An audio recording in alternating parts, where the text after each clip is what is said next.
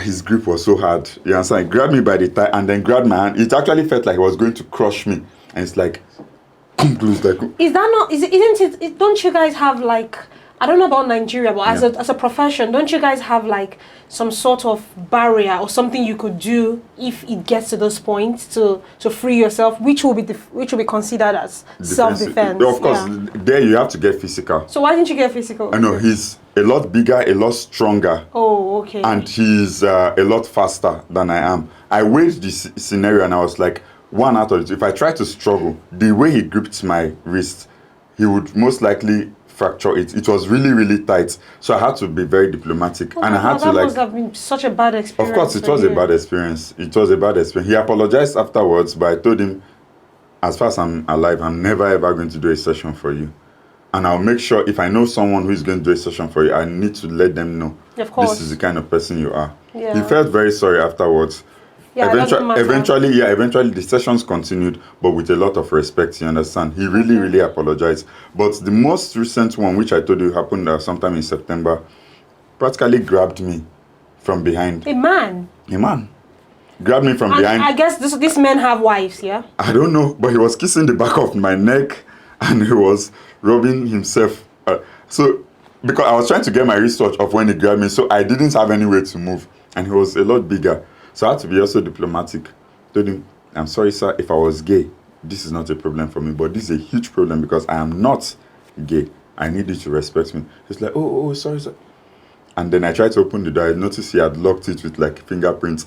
I was like, oh no. So Joey, I think you need to stop this whole home service thing, especially with men. I think you need to stop it. So here's the thing. Or maybe go with someone. Even if you went to someone, I mean, what can the person really do? We have security measures because whenever we're going for home service, we drop location with we have a security fit attached to us, like a paramilitary, you understand? So we drop the live location there and then we tell them how long we are supposed to spend in the client's house, you understand? So if I'm starting the session at 12 in the afternoon, I'm to finish by 1 in the afternoon. Please, by 15 minutes past 1, you should call me. If I do not speak, you understand, you should take action. So even if I'm still working by 15 minutes past 1, at least I've done 1 hour plus of session. I should take a break from the client and say, please, I need to get this, and tell them I am fine. You understand? So we've managed that. But, you know, there are a lot of ways that these things can happen. You don't see it coming. Wow. What about with women? Have you had any experience? Of course, I have. I remembered one that eventually tore my scrub. You understand? And, I mean, it was crazy. With women, you can, for me, with women, I can actually manage. I can manage a lot because I'm an alpha male. You understand? So I just call that out and then just completely... Alpha male. Yeah, nice. absolutely. Okay, you understand? great. Completely dominates the situation. But I had this very crazy person that, because there's something that massage does to you.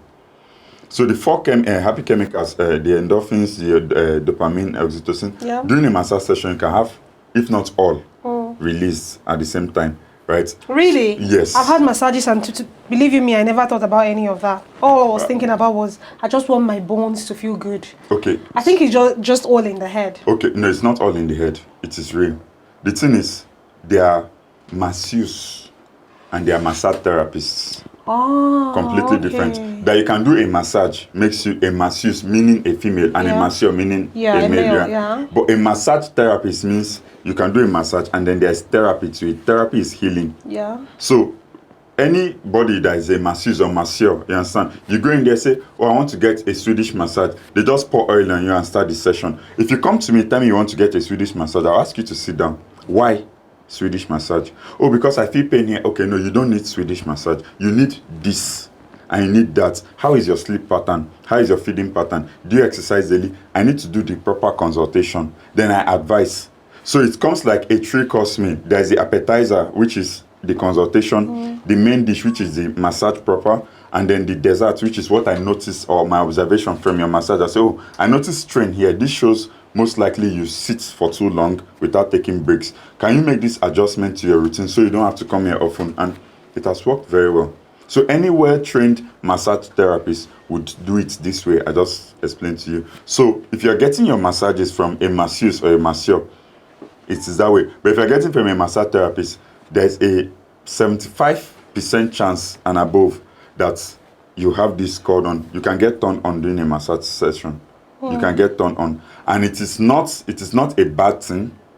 It is just that some crazy people, permit me to use that word, some crazy people capitalize on it and end up doing like the happy ending. Yeah. You understand? But as a well-trained therapist, you will know that you have actually helped the person to release some of these happy chemicals. Okay. The body is naturally reacting to being relaxed, trusting the therapist, pain here going, all those things. The body is naturally relaxing, so the person is getting turned on. You should let them know it is normal because these happy chemicals are released, and not capitalize on it to do a happy ending. So there's this local thing that we know. I mean, that's never happened to me, but I've seen a lot of people do it.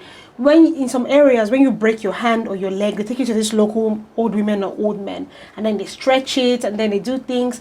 Sometimes it works, other times it doesn't. So is that part of physiotherapy? Is that like our own Nigerian massage or local massage? Yeah. So if the correct name for that is chiropractic adjustment therapy. Okay. All right.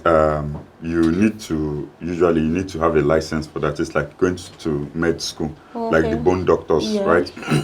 So the local way of doing it, there's a reason why sometimes it's not effective. You understand? There's a science behind chiropractic adjustment therapy.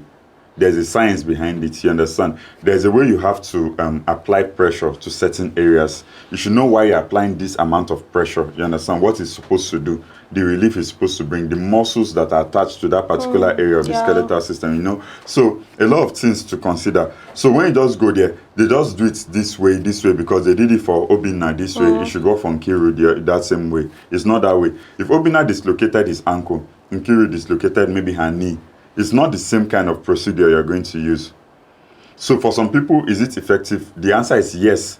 The bone pops back. But what happens to the nerves and the muscles in those areas? Yeah. They start to die out because they are not properly put in.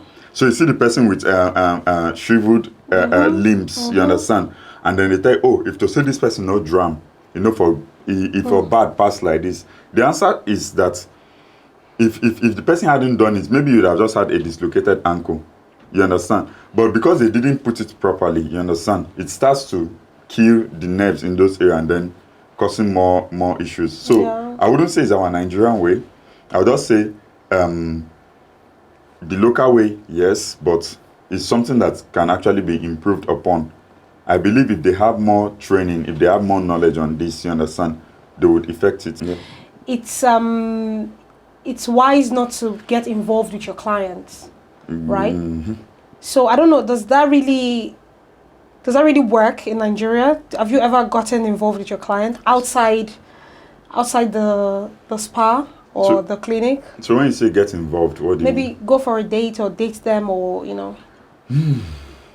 be truthful. This is keeping it 100%. So say it. I mean, I'm not going to lie about that. Yeah, I think I've met a couple of people through my sessions.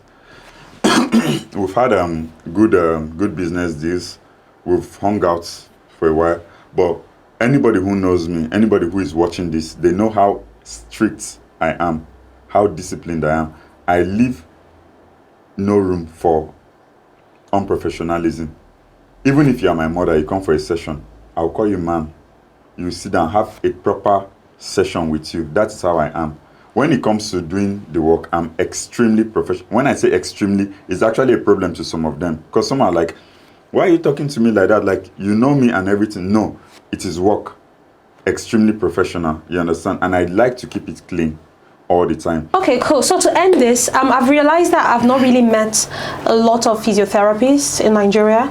So I want to know, is it because there's a shortage for clients, or people just don't study it, or it's just not like a branch people want to go in? Like, how is it now in Nigeria as a job? Okay, so the problem is the Japa movement. Okay. You understand? You get paid more outside the country than here. Like while I was in the US, an hour session is about $200 to $220. Wow. If you convert that to our money today, if you use 1,000 for instance at the exchange rate, $200 will be 200,000 for 1 hour.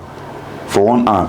Here we see our people doing sessions for 10,000 naira per hour as massage therapists. You understand? Even for me, I charge not less than 30,000 for an hour of my time, which is really not worth it for what I'm giving, because I know people that come from a lot of countries. I've been to other countries as well, and they're like, this is the best I've got. This, but over there, you pay as high as $200 for 1 hour. Then you come here and paying 30, paying 35, paying 40 is a problem.